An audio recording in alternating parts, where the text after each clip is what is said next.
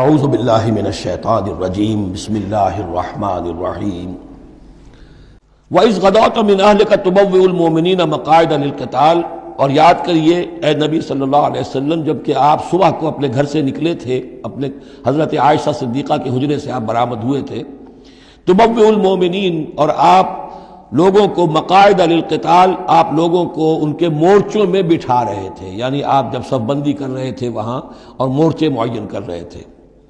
واللہ سمیع علیم، اللہ سب کچھ سننے والا اور جاننے والا ہے۔ اذ ہمت طائفتان منکم ان تفشلا، جبکہ دو گروہ تم میں سے ایسے تھے اے مسلمانوں کہ وہ کچھ کمزوری انہوں نے دکھائی، نامردی کا مظاہرہ کیا، ان کے پاؤں لڑکھڑائے۔ واللہ ولیہما، حالانکہ اللہ تعالیٰ ان کا پشت پناہ تھا۔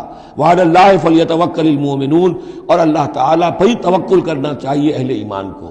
جیسا کہ میں نے عرض کیا، یہ بنو حارثہ بنو سلمہ انصار کے دو گھرانے تھے، عارضی سی ان کے اندر کمزوری آئی، بر بنائے تب بشری، لیکن پھر وہ جم گئے۔